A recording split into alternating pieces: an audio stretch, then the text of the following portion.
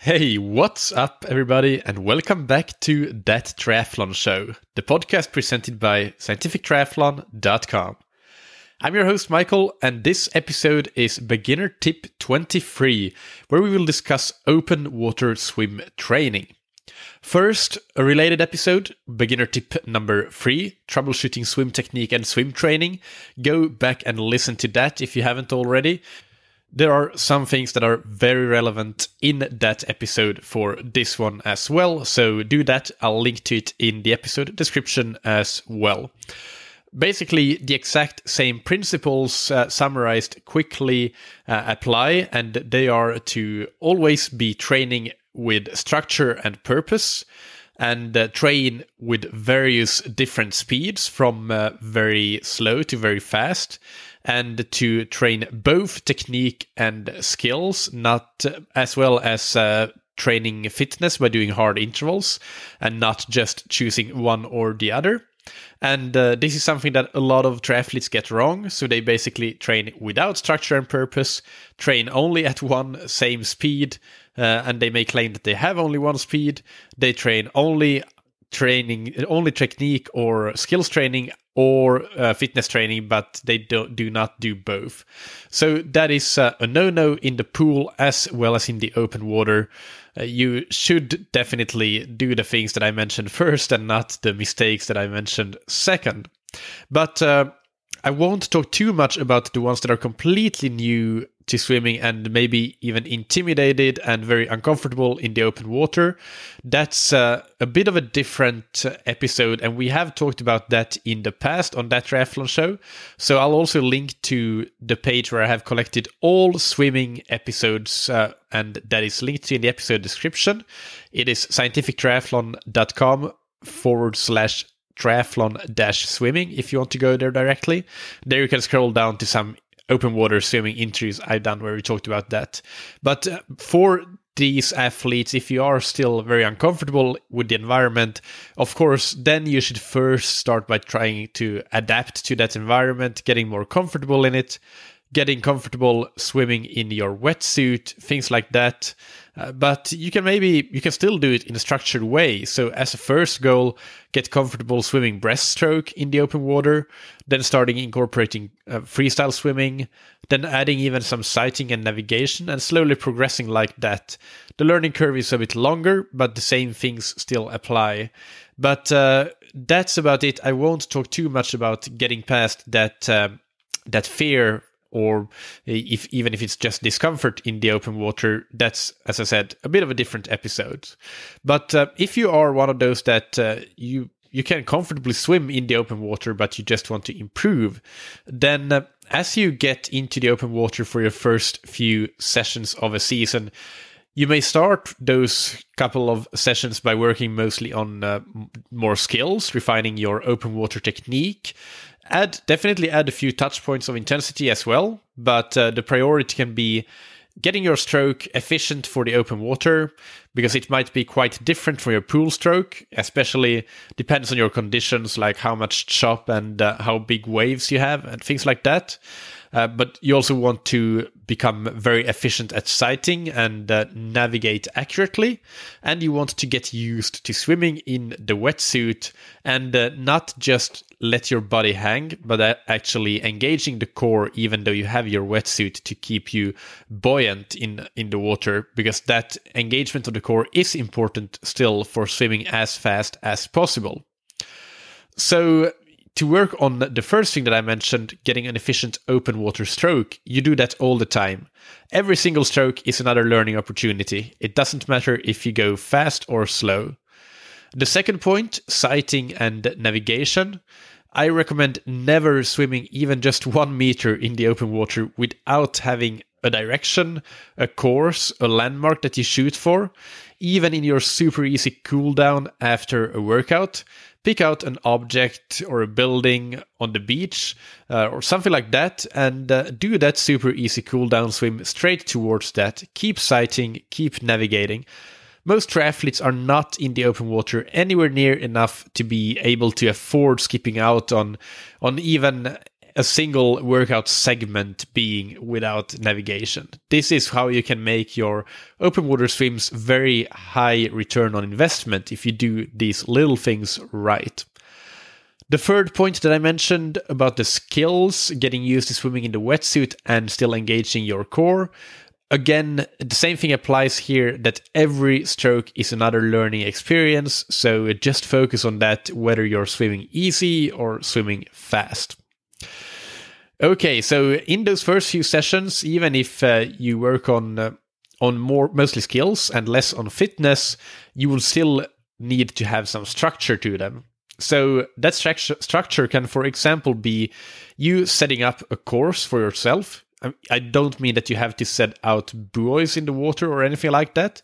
It can just be that you pick out a few landmarks that you want to navigate towards, and they can form, it can be just back and forth even along the beach, but make sure that you always have those landmarks. Ideally, it is better if you have a 3-point course like a triangle, because it makes it a bit more varying and challenging, but you should have landmarks. So set yourself a course and start by swimming that course at an easy effort and just getting used to the mechanics of regularly sighting and getting accurate at navigating. And then as you've completed one lap, you can recover a bit and then repeat. And then as you get more comfortable, you start to add a bit more speed, increasing the effort a bit, and for every lap. And then that's it, basically. So you learn to incorporate that sighting mechanics in even faster swimming as well. But as I said, do it as several laps. It just as in the pool, it almost never, with a few exceptions, but it rarely makes sense to do a straight 1500 meter swim. The same goes for open water swimming. It's much better to choose a 300 meter course and do it 5 times. And of course, it doesn't matter if it's 300 meters or 246 or 387 and 3/4 of a meter. It's the idea that counts. Then, once you have done this sort of workout a couple of times, you are already starting to get into the area of diminishing returns from not really pushing yourself that much and swim really hard. So we need to start introducing hard efforts. But, and this is a big but, you will still be sighting, navigating, you will still be working on adapting your stroke to the conditions of the open water and to swimming well in the wetsuit. If you're training for a wetsuit swim, of course. If you're not, and your climate allows you to train without a wetsuit in the open water, then that's better, because train as you race should always be an important catchphrase for you. So, even now, when you start to work harder, you will still be working on a course, even if it's just a back and forth, but with a couple of landmarks, and always be navigating towards them. And there really is an infinite number of good workouts that you could do. You could really take just any good pool workout and translate it for the open water. But to give you a couple of examples, you could do straightforward intervals. For example, swimming several 200-meter repeats at a hard effort. Tread water for 20 seconds or so after each interval, and then go into the next hard 200. So that's basically the same thing that you would do in the pool, and you can do that in the open water, but you just tread water as recovery. So a second alternative could be to alternate some hard and easy intervals. So you could do 2 hard 200-meter intervals with that 20-second rest, and then go into an easy 200. Then 2 hard again, and then an easy 200 again, and so on, for however long you want to. And then another example is you can do fartlek workouts. And this is something that is rarely done in the pool, but in the open water, it's really easy and good to do these kinds of workouts. And I like to do them by counting strokes. So for example, I might go 10 strokes hard, 40 easy, 20 hard, 30 easy, 30 hard, 20 easy, 40 hard, 10 easy, and then back down again, and then rest for a bit and repeat. So that's how you can vary. You get a great variation there, and try to go really hard when it's supposed to be hard, and really easy when it's supposed to be easy. Get a big contrast between the two speeds, and that's how you make the most out of that type of workout. So in conclusion, always work on navigation and sighting, always work on stroke mechanics and open water skills, and just as in the pool, do not swim at just an easy or moderate output at all times. That gives you a very low return on investment.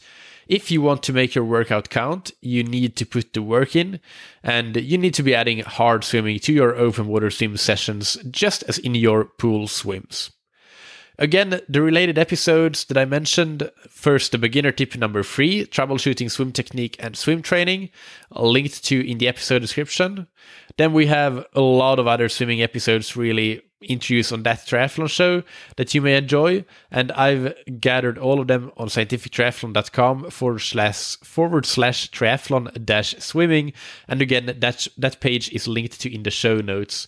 There you can hear interviews with people like Paul Newsome, David Pease, Jerry Rodriguez, Rory Buck, Kevin Koskela, Brenton Ford, etc. So there are a lot of really good interviews and episodes there. Again, that's linked to in the episode description. If you enjoy these beginner tips and you enjoy this podcast in general, please take a moment to rate and review it on iTunes.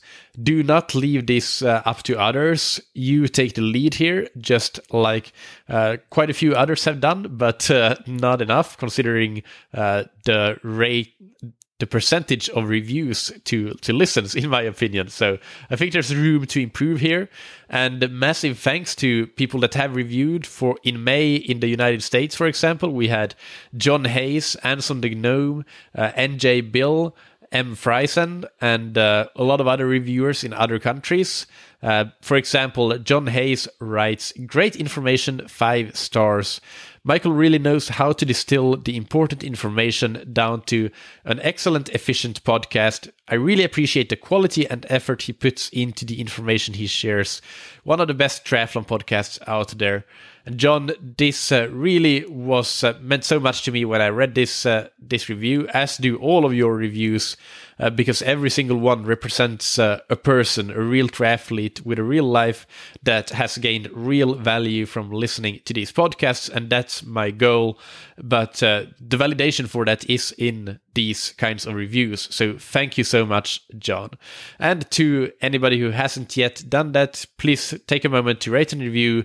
Please share with your friends, and those things, when you do them, make all the hours that I spend creating this podcast worth it all. And that's what motivates me to keep going, and hopefully keep going for a long time. Thank you, as always, for listening. Keep training smart and keep loving triathlon.